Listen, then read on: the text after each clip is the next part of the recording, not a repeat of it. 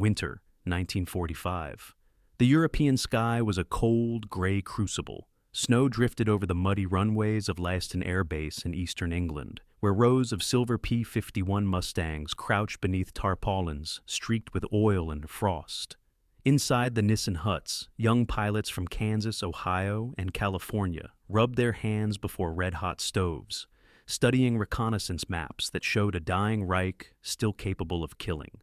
By January, Hitler's last gamble, the Ardennes offensive, had failed. The Allies were pressing toward the Rhine, but over Germany, the Luftwaffe remained vicious. Every daylight raid on Berlin or Mersburg meant losses. Burning B-17s spiraling down, parachutes blooming against black flak smoke. The 8th Air Force needed guardians, and none were more feared or more battered than the 357th Fighter Group, the Yoxford Boys. Their weapon was the P-51 Mustang, sleek, long-legged, its Merlin engine giving it range and power the early Thunderbolts lacked.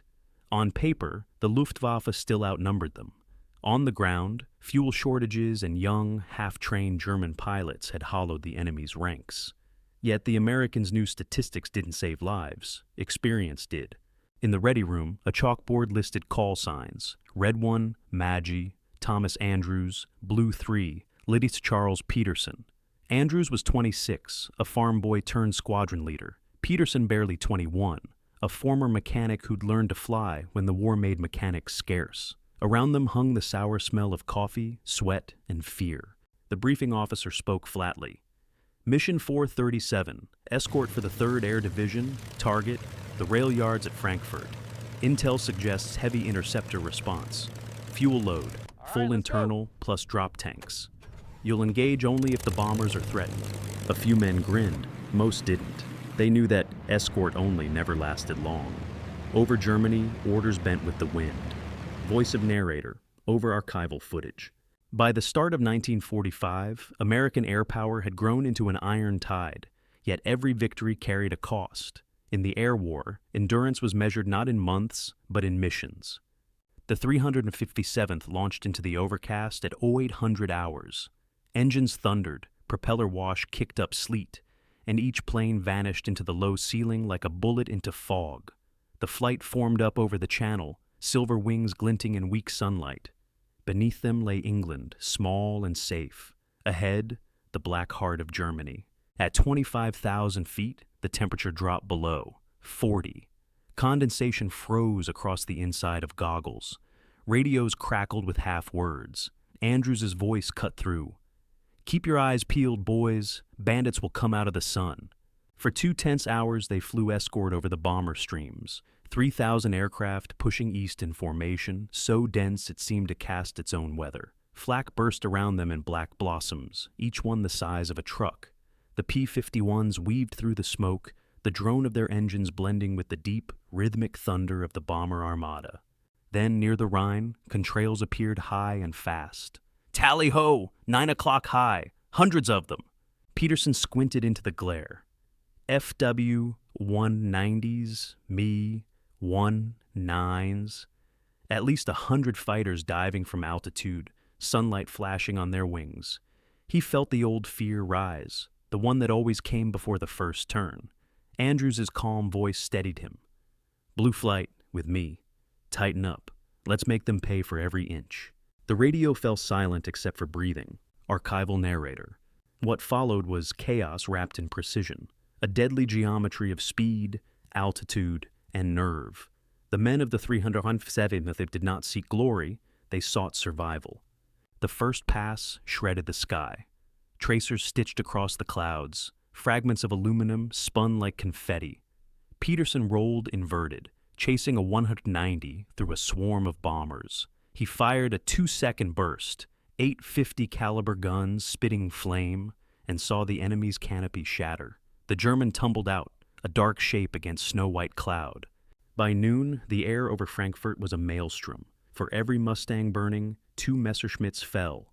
Radio discipline dissolved into fragments. Red 4s hit, bailing out. They're on my tail. Break right, break right. Above the confusion, Andrews kept the formation together. "Stay with the bombers! We're the wall!" When the fight ended, The surviving pilots found themselves alone in a silence so wide it seemed unreal. Smoke drifted below, fuel gauges neared empty.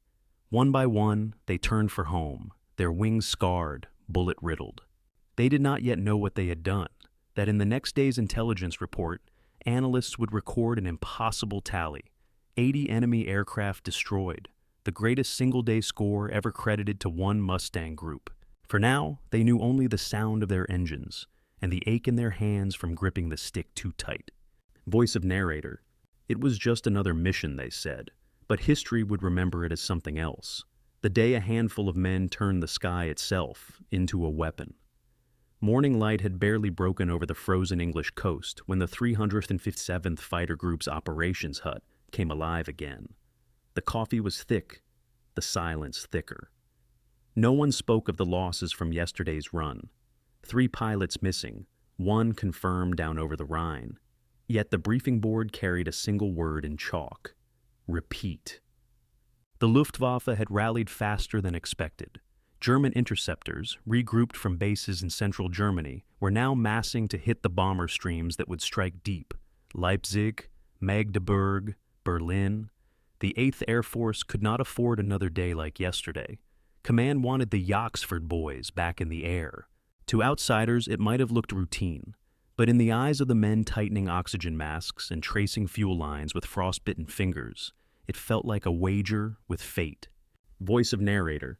In war, routine becomes ritual. Each flight, each takeoff feels familiar, until the one that changes everything. At 0830, 36 Mustangs roared down the ice-slick runway. Their propellers shredded the fog into ribbons. The ground crew waved and vanished into the haze. Above the channel, the sky cleared, a cold, merciless blue. Major Thomas Andrews led the formation, his canopy reflecting the pale winter sun. Behind him, Lieutenant Charles Hawk Peterson checked his instruments. He'd flown 21 missions. Superstition said 25 was the limit before luck broke. He whispered a quiet prayer and followed the leader east. The radio was a steady hum of static. Somewhere ahead, the 3rd Air Division's bomber stream was already taking flak. The Mustangs climbed through 25,000 feet, drop tanks empty, engines singing in perfect harmony. Andrews' voice crackled through, "This is Red Leader, fuel check." One by one, pilots reported back. All green, then silence. At 10:15 hours, the radar operators at Leiston confirmed what Andrews already saw: a dense cluster of contacts inbound from the east. 100, maybe more, Focke-Wulfs and Messerschmitts rising in waves to intercept the bombers. Peterson saw them first, black specks above the clouds, sunlight catching their wingtips. Tally-ho! 11 o'clock high. The formation tightened instinctively, the calm before the storm. Voice of narrator. The doctrine said escort fighters should protect the bombers, not chase the enemy. But doctrine rarely survives first contact with reality. The Luftwaffe struck in coordinated dives, 3 squadrons sweeping down like hawks. Tracers ripped through the formation. A B-17 exploded in flame, disintegrating before anyone could call it. Break right, Andrews barked. The sky became a battlefield in 3 dimensions, spinning, looping, screaming engines, and bright lines of fire. Peterson dove after a Messerschmitt cutting across the bomber stream. He squeezed the trigger. His guns chattered in short, vicious bursts. The German snapped into a roll and vanished into cloud. Peterson followed, instruments spinning. When he broke out of the haze, the enemy was gone, but another appeared, crossing in front of his nose. He fired again. Smoke blossomed from the wing root. The fighter went down trailing fire. All around him, the air was alive with movement, too fast, too close. Pilots fought in pairs, trusting instinct more than orders. Andrews' Mustang streaked through a formation of FW-190s, his tracers tearing across their line like a scythe. 2 went down. A 3rd collided with a bomber's tail and disintegrated. By noon, the radio was chaos. Blue 3's out of ammo, returning home. I'm hit! Got one on my tail. Peterson climbed hard, flipping inverted to shake a pursuer. His canopy rattled with hits. Oil streaked across the glass. He rolled level just as Andrews' voice came through, strained but steady. Stay in it, Hawk. Stay in it. We've got them turning. Archival narrator. For 32 minutes, the 357th fought a battle no one had planned for. A melee so fierce that later, analysts would call it aerial pandemonium. Then came the turning point. Out of ammunition but unwilling to leave the bombers exposed, the surviving Mustangs began flying intercept patterns, charging into enemy formations at full throttle, forcing the Germans to break. The aggressiveness stunned them. Short on fuel, disoriented, many Luftwaffe pilots simply dove for the deck and ran. When the last German broke away, the 357th was alone again, half their aircraft damaged, several missing. Andrews looked around the sky, his breathing loud in the mask. "Form up what's left," he said quietly. "We're going home." They limped back across the channel at 5,000 feet. Engines sputtering, canopies cracked. The base tower counted 24 planes returning. 12 didn't. On the runway, ground crews counted bullet holes, patched wings, and whispered the same word over and over, 80. It seemed impossible. Intelligence officers double-checked gun camera footage. The math held. The 357th had destroyed 80 enemy fighters in one day, the highest single-day score in the history of the 8th Air Force. Voice of narrator. In the span of half an hour, the 357th had changed the shape of the air war over Germany. It wasn't strategy, it was instinct, and the will to live long enough to see the mission home. The men didn't cheer, they didn't talk. That night in the mess hall, they drank in silence. Outside, the wind howled over the English fields, carrying the faint smell of engine oil and snow. The storm over Germany had ended, but it left silence, a silence that felt heavier than the roar of combat. When dawn crept over Leiston Air Base the next morning, the ground crews were still counting the holes in returning Mustangs. Wings looked like sieves. Engines leaked oil black as ink. Of the 36 that had taken off, 24 returned. 12 men were gone. In the operations tent, a single light bulb swung gently in the draft. Intelligence officers spread the film from gun cameras across a wooden table, frame by frame, streaks of tracers and brief explosions. They murmured, double-checked, then looked up at their commanding officer. 80, one said quietly. Confirmed. No one cheered. Numbers didn't feel like victory. They felt like measurement of what was lost and what was left. Voice of narrator. History would call it a triumph. The men who flew it never used that word. They knew the cost of every line in that report. Outside, the pilot stood in the cold wind, smoking in silence. Andrews stared out over the airfield, where mechanics were towing the wreck of a burned-out Mustang. Its tail number had belonged to Lieutenant Will Carter, 22 years old, who'd once played trumpet in a swing band before trading music for flight. His empty bunk still held the dent of his last night's sleep. Peterson sat on an overturned fuel drum, helmet in his lap. His hands were raw from cold and adrenaline. He hadn't slept. He could still hear the engines, still see the moment Andrews' formation vanished into the blur of fire and cloud. The chaplain moved between the men, saying little. He knew words couldn't compete with the sound that lingered in their heads, the rising whine of a Merlin at full power, followed by silence. At midday, a courier from 8th Air Force headquarters arrived with a typed dispatch. It was brief, official, and oddly detached. To Commanding Officer, 357th Fighter Group. Subject combat performance, 14 Jan 1945. Extraordinary results achieved. Commendation recommended. Mission designated as exemplary of offensive air operations. Andrews read it, folded it once, and placed it in his flight jacket without a word. Voice of narrator. Heroism rarely announces itself in the moment. It lives instead in the quiet after, in the spaces where memory and duty overlap. That night, the men gathered in the mess hall. The cook served weak coffee and canned peaches. Someone found a radio, tuned it to the BBC. The newsreader's voice, calm and distant, announced Allied advances on the Western Front. Cologne, the Ruhr, the push to the Rhine. Not a word about Leiston or the men who had fought for the skies above it. Peterson stared into his cup. "Do you think anyone will remember?" he asked quietly. Andrews looked at him, eyes rimmed red from exhaustion. "Maybe not the names," he said, "but they'll remember the freedom." A few smiled, most didn't. In the days that followed, replacements arrived, fresh-faced boys from the States, eager, untested. They asked questions.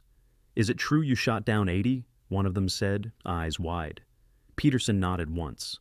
"Yeah," he replied, "but you won't want to see it twice." Archival narrator. In less than 2 months, the war in Europe would end. Germany's Air Force, once the terror of the skies, would be little more than wreckage scattered across frozen fields. But for the men of the 357th, victory was quieter than they imagined, and lonelier. On February 5th, Major Andrews flew his final mission. He led his flight over Berlin, a symbolic sweep. No German fighters rose to meet them. The radio stayed clear the entire time. When they landed, he shut down his engine and simply sat there, gloved hands on the stick, listening to the cooling tick of metal. He never flew combat again. Peterson stayed on a few more weeks, flying escort over the Elbe as Allied bombers delivered their final blows to the collapsing Reich. On one of his last missions, he banked over a ruined city and saw a sight he would remember for life. Hundreds of German aircraft, abandoned on airfields below, their wings broken, their insignia fading beneath snow. He said later, "It looked like a graveyard for the sky." Voice of narrator. The day the 357th claimed 80 kills was not the day the war was won, but it was the day the air war turned, when the hunters became the hunted, and the myth of Luftwaffe invincibility fell back to earth. The footage ends, Mustangs lined on a muddy English field, propellers still, engines silent. The men who flew them stand beside their machines, young faces half hidden by the fog. They do not pose as heroes. They simply wait for orders that will never come again. 40 years later, the sky over Alabama was a softer blue, wide, clean, and quiet. At the edge of a small airfield stood a polished monument of aluminum and rivets, a fully restored P-51 Mustang, its tail painted in bright blue. The number 413321 stenciled beneath the canopy. On its nose, in crisp white letters, the name Sweet Eloise. An old man in a tan flight jacket rested one hand on the wing. His eyes, still sharp despite the decades, followed a contrail high above. For a moment, it was January 1945 again, and he could hear the engine's deep, even rumble in his bones. The plaque beside him read, "Dedicated to the 350th Fighter Group, Leiston, England, 1944-45, in memory of those who flew, fought, and never returned." The man was Charles Peterson, now 82. His hair was white, his hands still bore the faint scars of frostbite. He'd spent his post-war years as a mechanic, teaching high school shop class in Kansas, raising 2 children who knew little about what their father had done.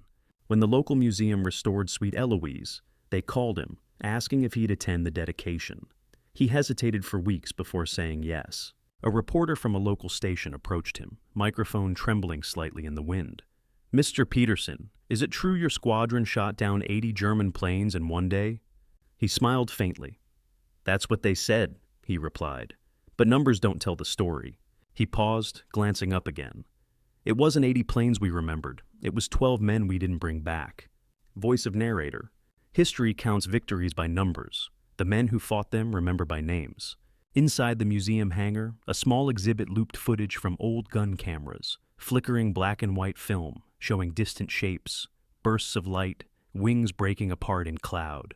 Beneath it played the soft hiss of radio static, stitched together from real recordings of 8th Air Force missions. Visitors stood in silence, some with hands folded, others with heads bowed. The narration, lifted from an archived interview in 1990, filled the room. "We didn't think about glory. We thought about getting the bombers home.